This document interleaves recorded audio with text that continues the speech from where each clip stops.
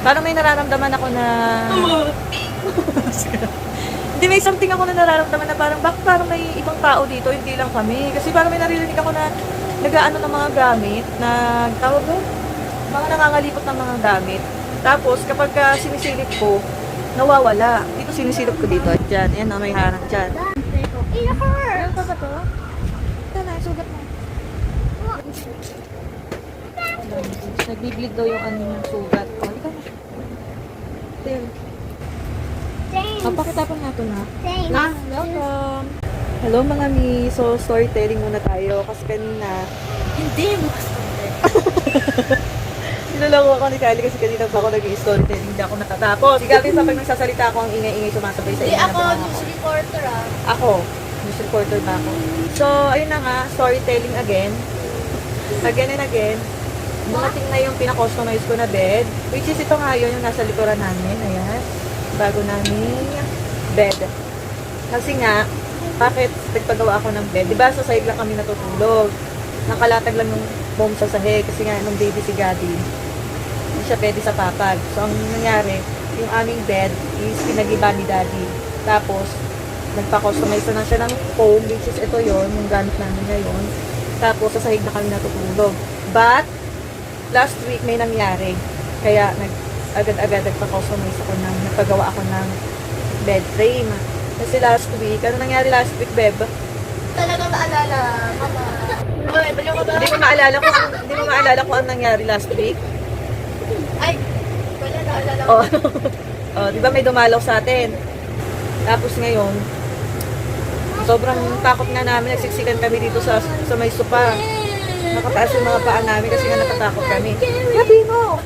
Tapos, ayun na nga, syempre. Gabi mo, stop it! Storytelling. Storytelling na naman. Paulit-ulit yung storytelling. Hindi kasi nga, Saan naman ba kasi tayo? Ano eh? oo, si Ratatouille dumalaw dito. Papakita ko sa inyo, ito oh. Sabi ko sa'yo, pupunta yan dito. big mouth! Sabi ko, huwag ka maingay. Papakita nga natin kay Daddy. Sabi mo. Wala. Ayan, ay.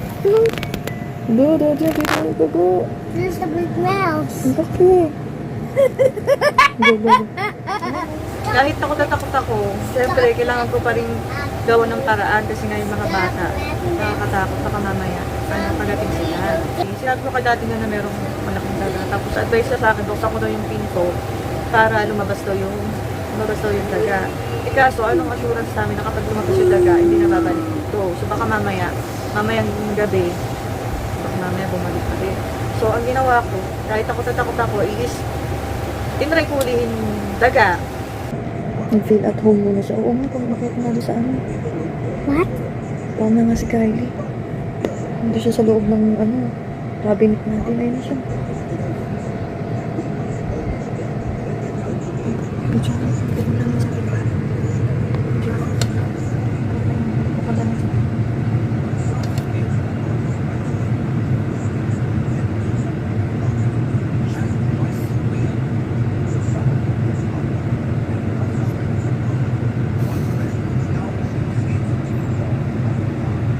Diba? Sasama kami. Punta siya dun sa mga damit natin. What's funny? Ay, siya.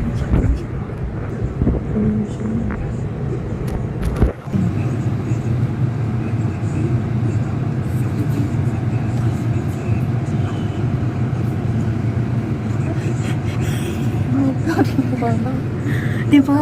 Let's go up Sabi the sa'yo. cheese. Sabi sa'yo, matarinig ko. Kinuha naman ng pagkain.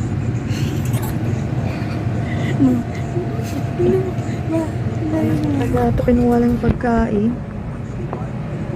Naisip na dagaan ako. Wala, nabusog na yan. Di na yung lalabas. Wait, mamayang gabi na ulit yun.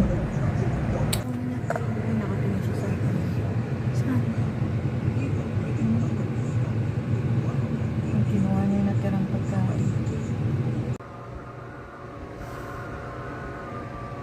Ito yung entrance niya.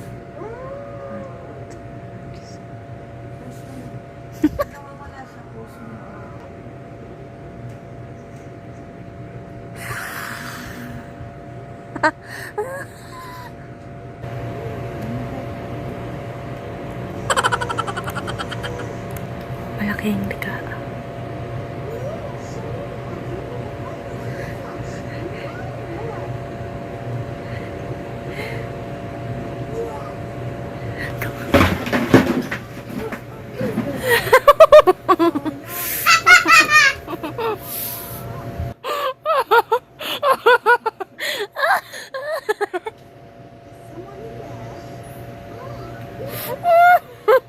Mission failed.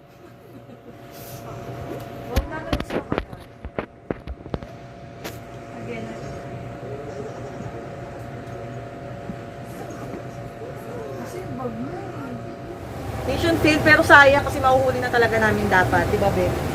Nakawala pa. Nakapasok na siya doon sa timba, tapos natakpan ko na rin. Kaso yung pinagtakip ko doon sa timba, sumabit doon sa, ano ni Kylie, sa bag ni Kylie. Sayang. Look here. Ang talino kaya ng taga. Diba, nung unang pasok na sa timba, hinila niya lang yung bread. Hinila niya lang yung bread palabas. Kaya bakit ako sa inyo dito sa video. Tapos, pangalawang huli na namin yon, nang nahuli na talaga siya na natakpan ko na. Kaso yung takip, sumabit doon sa bag ni Kylie, kaya nakatanong ulit siya daga. So after that, hindi na nagparamdam muna yung daga. Mom, Ha? missing food. What? Missing food. Missing food? Because of the rat? No, missing food. Mission failed. Sorry. Tapos, ayun na nga, siguro ano na siya, kasi nga dahil matalino yung daga na yung nakaramdam siguro, hindi na siya, hindi na siya lumabas, nagparamdam. Anong kanina ba? Bastos ka, nakita ko sa camera, oh. Umuti nito tayo si ating na, bastos.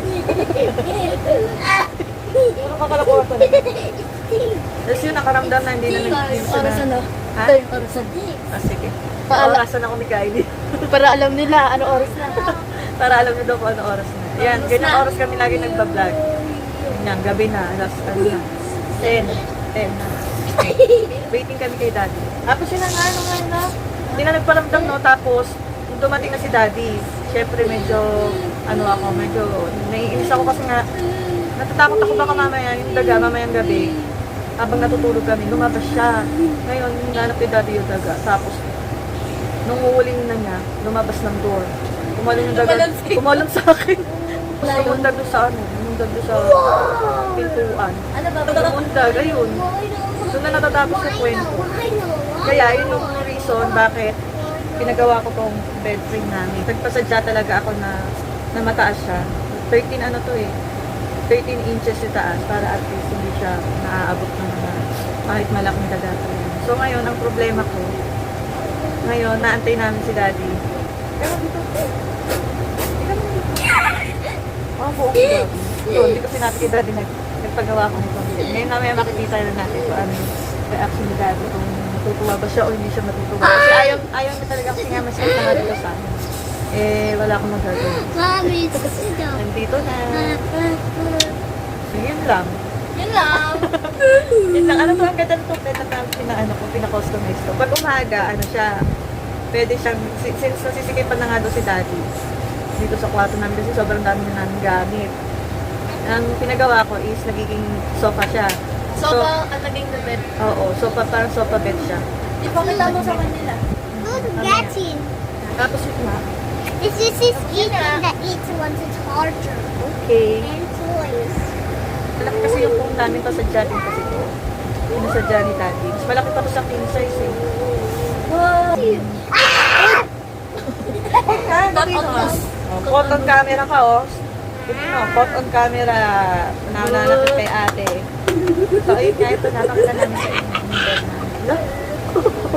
Ulit mo. Ulit mo. Pakita namin sa inyo. Ayan. This is our new metal sofa bed frame. So, from this na sofa type siya.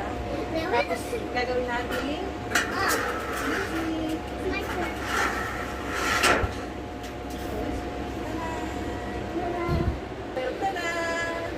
Bababalik ulit natin siya sa pagka-sofa. You help me. Help me. Balik ulit natin siya. Ta-da! Sit tayo. Let's sit. Tada! Tada! Gabi. There! Hindi na kami maaabot ni Lolo. Ratatouille! What a Rata! Eee. Ratatae! What the fuck? Ratapoops! Ratapoops! So, mamaya tingnan natin kung ano yung magiging reaction ni Daddy. Takpan mo Takpan na. mo. 3, 2,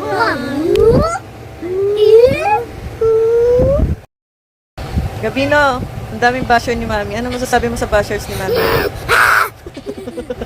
Is it the diamond again? Is it the diamond? Tama na yan. Ano oras na? Laro ka pa ng laro. Is it the Dalawa kayo diamond ni again, ate. Mama? Beb, ikaw bawal ka na rin mag-cellphone ha. Bawal ka na mag-Facebook. Okay? Okay. What? Si ate, hindi ikaw. Dito ka. This is coming through. Niloloko ko yung mga bashers ni Mami. Ganun ako. La la la la la. Again. Ba, ba, ba, ba, ba. Hi. Hi. Sabi mo, hi bashers. Hi, Buster. And 3, 2, 1. Bakit nag-hide ka? Ha? Why are you hiding? Nagtatago ka kay daddy? Ha? Hiding ka daddy? Sorry. I'm stealing again. Nakuloko. Nagtatago pag naririnig na ano. Naririnig yung pag naririnig yung tawol ng aso sa labas. Kasi pagka naririnig yung tawol ng aso sa labas, ibig sabihin may tao na pumapasok. So, niisip niya si daddy yun. Tingnan natin. Tingnan namin yung reaction ni daddy. Dito. Bayaran mo ako 15K. Ang tagal naman ni daddy.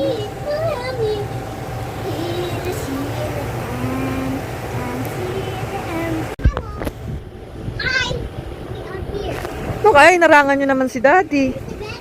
Hello, daddy. Hindi siya impressed, no? No. No.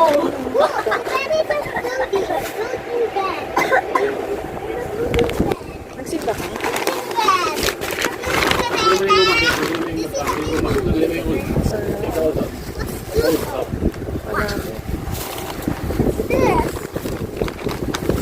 It's Shota. Ay, mainit siya. Oh, Lord. It's Kolo. Yung favorite natin. Mami. I want to choose out. I want to pet. I want to shoot. Okay ba? I need to non. Oh. I need to happy. I want to poo. I want to kiss. And I want to shoot. Buko ka naman dito sa bags natin. Bakit don't do that?